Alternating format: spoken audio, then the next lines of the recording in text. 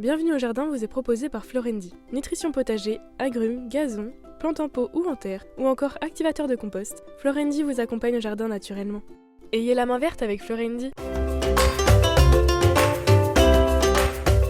Prendre soin de son jardin n'a jamais été aussi facile avec Oriange 3 en 1, la nouvelle innovation Solabiol. Grâce à la technologie de l'hydrodistillation, Oriange 3 en 1 utilise toute la puissance de l'huile essentielle d'orange. Sa formulation permet de combattre efficacement les insectes, les acariens et les maladies en neutralisant leurs cellules. Oriange 3 en 1, c'est le geste simple pour prendre soin de son jardin. Insectes, acariens et maladies, un seul produit et c'est fini. Vous cherchez la petite bête ? Toutes les réponses dans le dossier de Bienvenue au jardin. Là, on parle d'une chose qui va vous sembler peut-être pour certains un peu bizarroïde, les géraniums qui n'en sont pas, ou plutôt les géraniums qui en sont vraiment. Tu peux répéter la question ? Oui, c'est vrai que c'est un terme qu'on utilise, le pélargonium ou le géranium. On a toujours tendance à dire géranium des fleuristes en plus.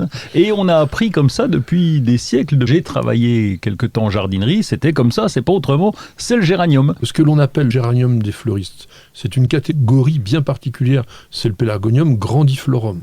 Le géranium classique, le géranium de balcon, c'est le pélargonium zonal ou le pélargonium X peltatum, c'est-à-dire le géranium lierre. Mais il existe des vrais géraniums, des géraniums dont le genre botanique officiel est bien géranium. Alors là, d'habitude, on est toujours à mettre M. Carl von Linné sur un piédestal parce que il a nommé tellement de plantes, et puis on va l'excuser pour l'erreur qu'il a pu commettre à son époque. Mais une erreur quand même qui dure. Voilà. Plus de 260 ans. Il recevait, M. Linné, à l'époque, des échantillons de végétaux du monde entier. Je vous rappelle qu'on est au milieu du XVIIIe siècle. Il a sorti Species Plantarum en 1753.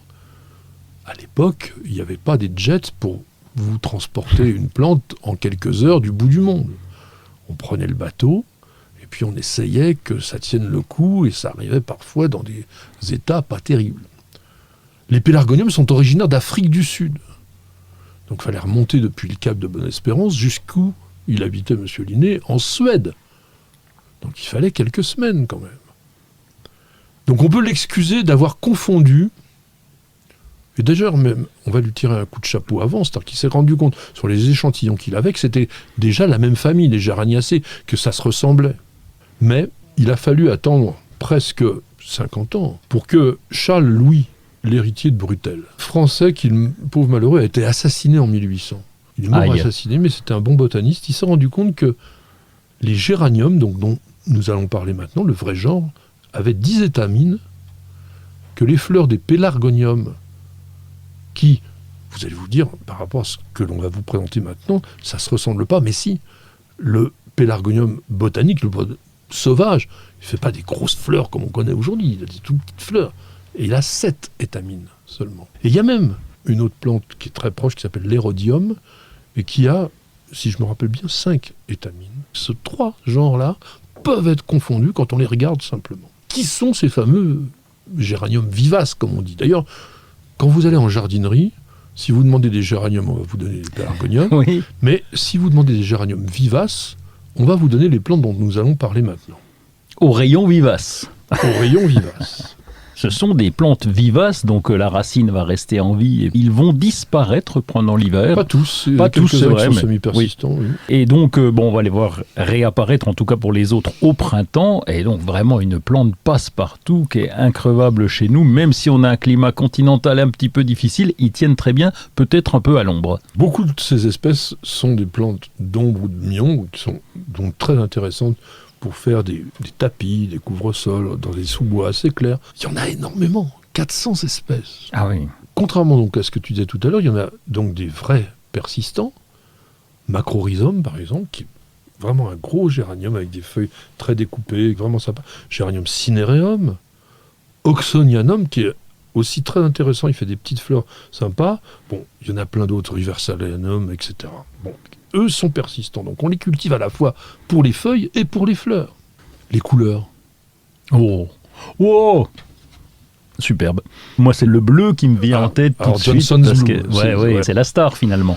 C'est une des stars. Dans le bleu, oui. Mais il y en a des blancs, il y en a Oui. des roses, il n'y en a pas de rouge. Contrairement au Pélargonium. qui, lui, a un vrai rouge. Ce qui est très intéressant dans la couleur de ces géraniums, c'est une couleur naturelle. C'est pas une couleur sophistiquée. C'est même dans les cultivars, on n'a pas de plantes qui gueulent. Vous pouvez les marier avec tout ce que vous voulez.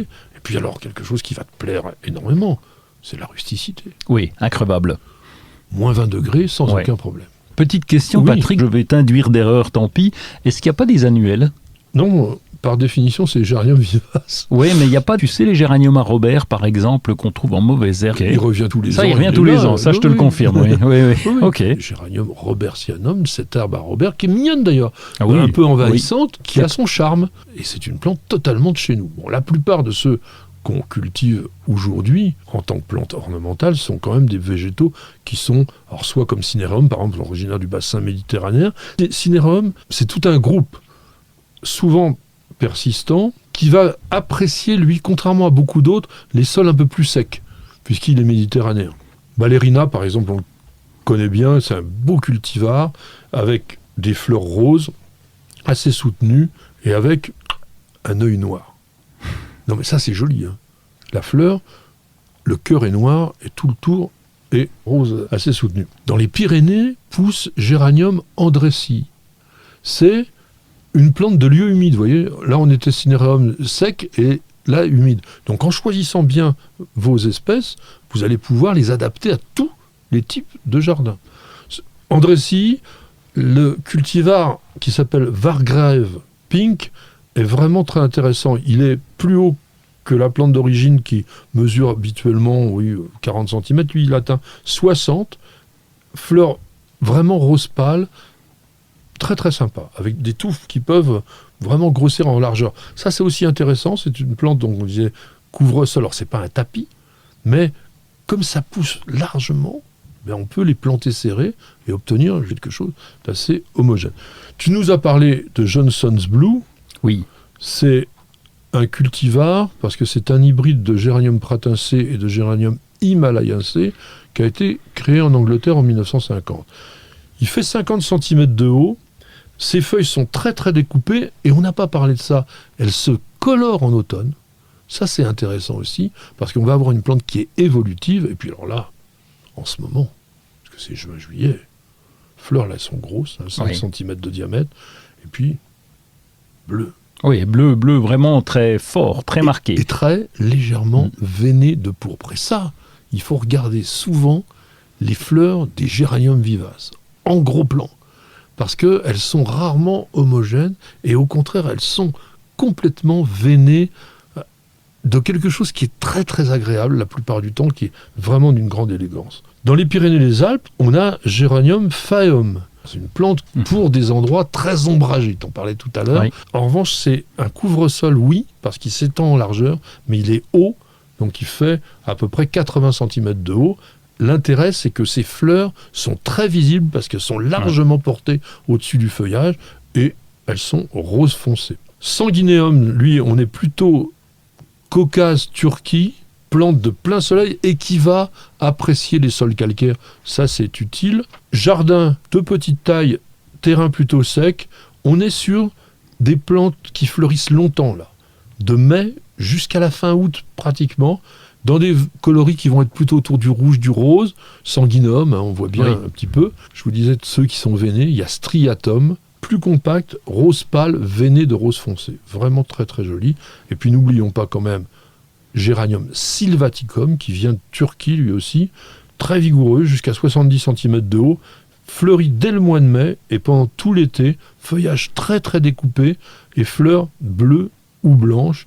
Et même chez Birch Lilac, on a des fleurs bleues lilacées avec un petit cœur blanc. Ça se cultive où ? Oh, mais tout seul, ça se cultive tout seul. Non, mais ça, à la limite, t'as même pas besoin de les planter, ça pousse tout seul. Non, faut faire un trou, évidemment. On fait la plantation traditionnelle, plutôt à l'ombre.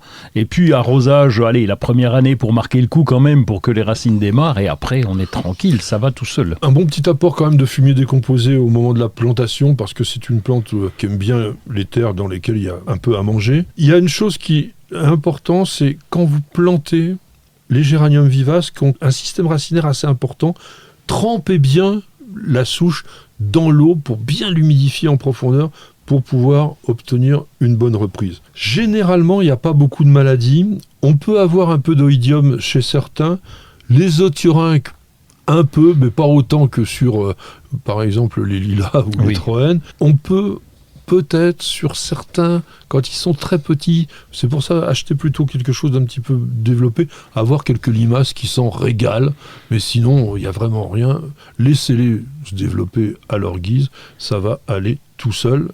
Et je voudrais terminer avec juste un clin d'œil, le plus beau des plus beaux, pour moi. Le plus beau des plus beaux, qu'est-ce qui va nous sortir alors? Ah ben oui, non mais c'est de la triche, c'est pas tout à fait le même, le géranium de Madère. Ouais. Ah oui, mais là il est magnifique. C'est rare d'en voir, hein, c'est pas évident du tout. Pas en jardinerie par exemple, pas beaucoup. Non, on en trouve chez certains producteurs de pélargonium, des spécialistes. Monsieur Marcel Delhomme. Ah, le Marcel. Ouais, dans la région nantaise. D'ailleurs, qui m'a offert un fuchsia à mon nom. Oui, j'avais entendu ça, oui. C'est lui qui sait cultiver les géraniums de Madère. Oui. Il en vend des pots magnifiques. On n'a jamais réussi à les garder. Oui. Mais c'est une plante qui est montée sur échasse. C'est une plante qui est entièrement velue, avec des petits poils vraiment transparents. C'est d'une beauté terrible. Mais comme toutes les beautés, c'est délicat. Ça demande quelque chose d'assez compliqué pour la cultiver.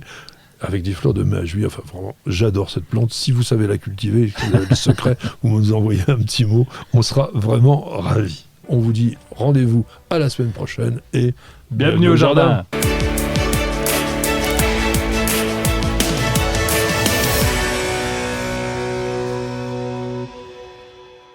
Vous avez écouté Bienvenue au jardin avec Florendi. Nutrition potager, agrumes, gazon, plantes en pot ou en terre, ou encore activateur de compost, Florendi vous accompagne au jardin naturellement.